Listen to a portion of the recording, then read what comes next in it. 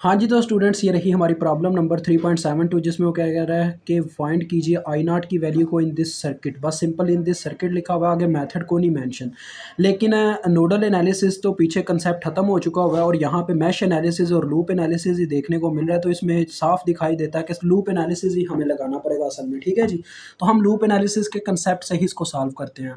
बच्चों लूप और मैश एक ही चीज़ है, बस सुपर मैश और सुपर लूप में फ़र्क आ जाता है। वो आपको इंशाल्लाह वैसे ही पता चल जाएगा क्योंकि उसकी वीडियो हमने अपलोड की हुई है। अगर आप देखना चाहें तो जाके हमारी मेजर प्लेलिस्ट में से देख सकते हैं।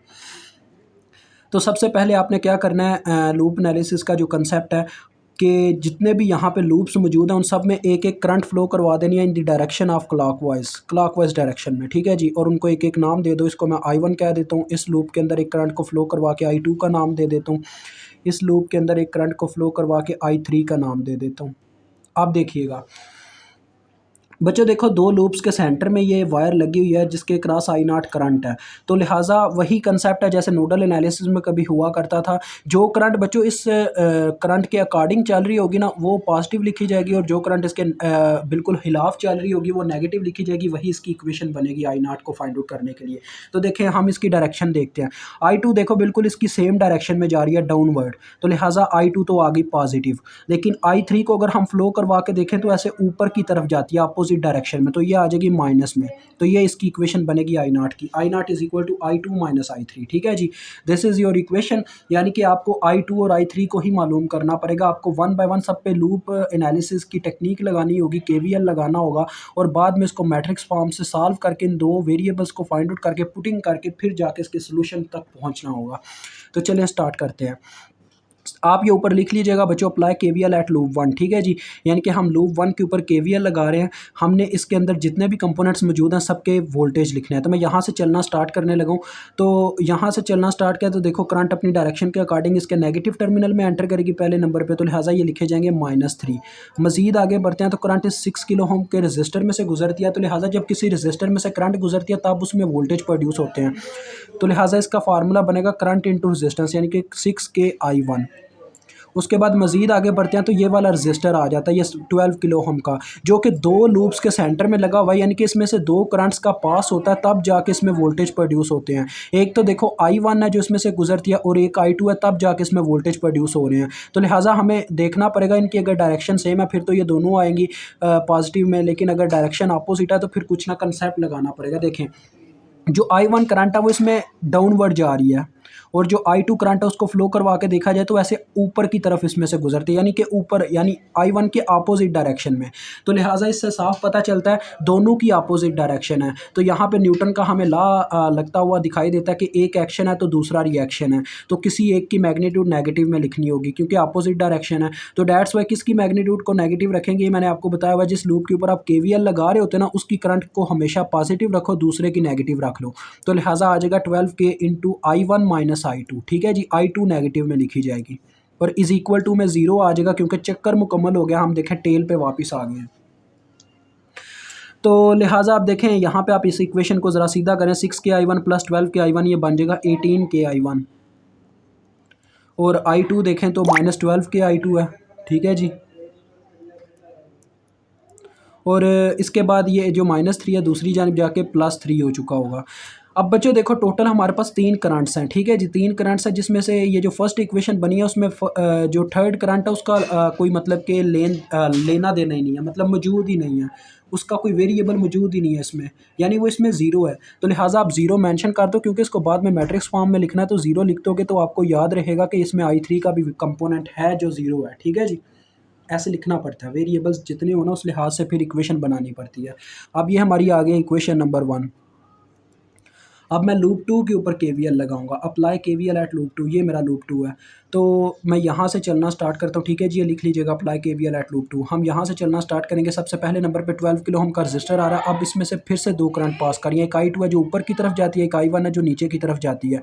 तो लिहाजा हम इस दफ़ा किस करंट को पॉजिटिव रखेंगे, I2 को, बिकॉज अब लूप 2 के ऊपर KVL चल रहा है। तो I2 माइनस I1 आ जाएगा। ठीक है जी, उसके बाद मज़ीद आगे जाते हैं तो करंट इसके नेगेटिव टर्मिनल में एंटर कर दिया तो ये आ जाएगा -6। मज़ीद आगे गए तो ये 6 किलो ओम का रजिस्टर आता है, इसमें से भी दो करंट पास कर रही हैं, एक तो I2 है जो कि डाउनवर्ड जा रही है और I3 को फ्लो करवा के देखें तो ये ऐसे ऊपर की तरफ जा रही है। फिर से डायरेक्शन अपोजिट हो गई है दोनों की, I2 और I3 की। तो लिहाजा क्या होगा जी, एक करंट को नेगेटिव रखना पड़ेगा। किसको रखेंगे? वो I3 होगी, बिकॉज I2 के ऊपर KVL चल रहा है, उसको पॉजिटिव ही लेना पड़ेगा हर केस में। तो इज इक्वल टू आ गया 0 क्योंकि हम टेल पे वापस आ गए जहाँ से चलना स्टार्ट किया। अब वेरिएबल्स की जो तरतीब है वो सही करो, यानी कि पहले I1 का वेरिएबल जो इसमें सिर्फ एक ही है -12 के I1 बन रहा है, फिर I2 के इकट्ठे करो, देखो 12 के I2 -6 के I2, अच्छा माइनस में आ गया 6 के I2। सॉरी बच्चों ये गलती हो रही है मुझसे, मुझे समझ आ गई है, यहाँ पे मैंने एक गलती कर दी है। वो गलती पता क्या, देखे मैं आपको बताता हूँ।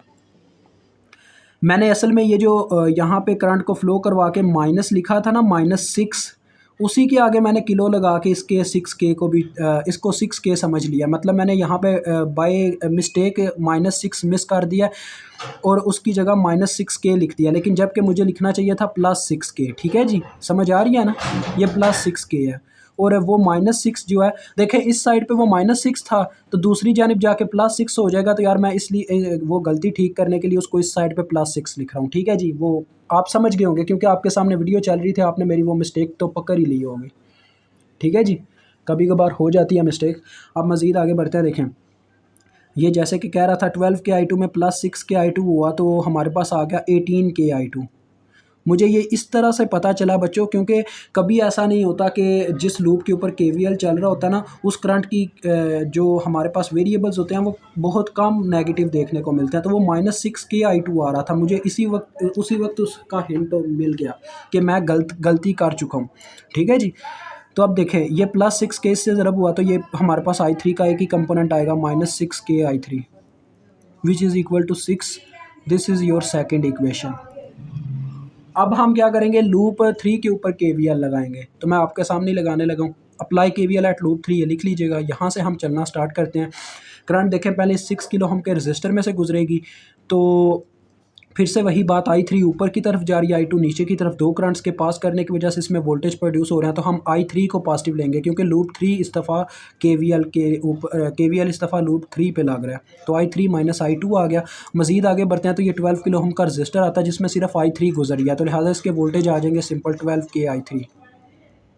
मज़ीद आगे गए तो करंट इसके नेगेटिव टर्मिनल में एंटर हुई तो ये आगे -3 विच इज़ इक्वल टू 0 आ गया, क्योंकि हम वापस उसी जगह पे आ गए जहाँ से चलना स्टार्ट किया।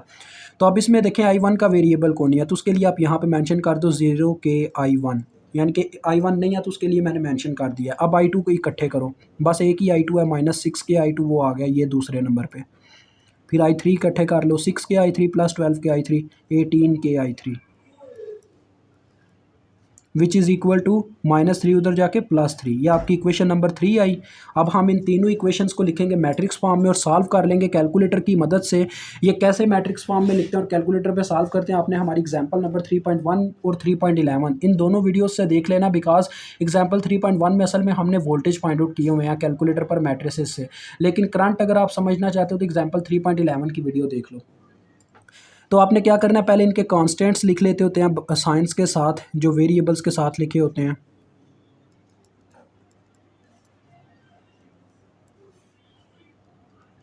हर इक्वेशन के, ठीक है जी। फिर है -6 के और लास्ट में है 0 के, -6 के, फिर 18 के। फिर इनके बच्चों वेरिएबल्स लिखते हैं कॉलम वाइज।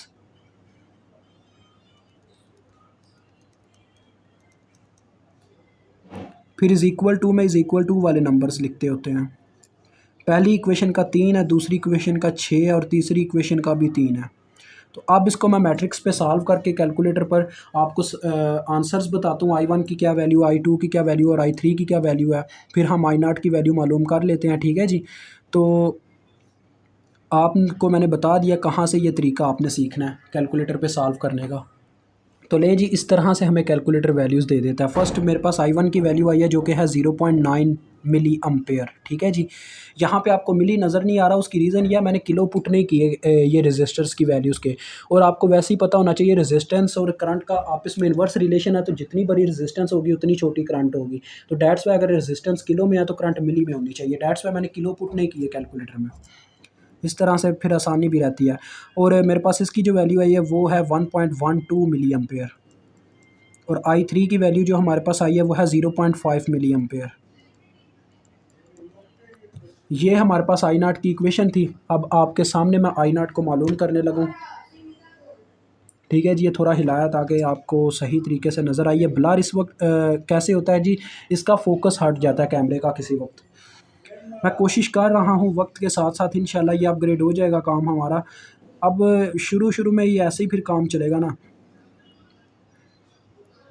आपके लिए बस मेहनत कर रहा हूँ और कोई नहीं है। मुझे तो कईयों ने कहा है कभी वाइट बोर्ड ले लो, कभी कुछ कर लो। हमने तो ईडीसी का कोर्स भी वाइट बोर्ड पे शुरू किया था, लेकिन उससे मसला ये आता है कि बच्चे को वो फोकस नहीं देने होता जो हमारा यहाँ पे सिंपल रजिस्टर पे काम हो रहा है। तो ज़रूरत नहीं है ना उस चीज़ की, इसलिए मैं उस चीज़ को इग्नोर कर रहा हूँ। तो 1.12 मिली इसकी जगह पुट हुआ, ठीक है जी, माइनस I3 की जगह पुट हुआ 0.5 मिली। आप इसको सॉल्व करते हैं, 1.12 माइनस 0.5, तो ये 0.62 मिली बच्चों आपका आंसर है। मुझे उम्मीद है आपको समझ आ गई होगी। ठीक है जी, आप भी मुझे कमेंट सेक्शन में बताइएगा आपको कैसा लगता है कि रजिस्टर पे ठीक है ना हमारा काम, क्योंकि आपके लेवल पे आके समझा रहा हूँ। आप भी रजिस्टर पे ही सॉल्व करते हो, कौन सा कोई बड़े जाके पहाड़ पे जाके लिखते हो। ठीक है, तो वैसे आज इस वीडियो के ना लाजमी आपने ना कमेंट सेक्शन में बता के जाना आपको ये तरीका ठीक लगता है कि नहीं, या हमें इससे अपग्रेड होना चाहिए वाइट बोर्ड वगैरह पे।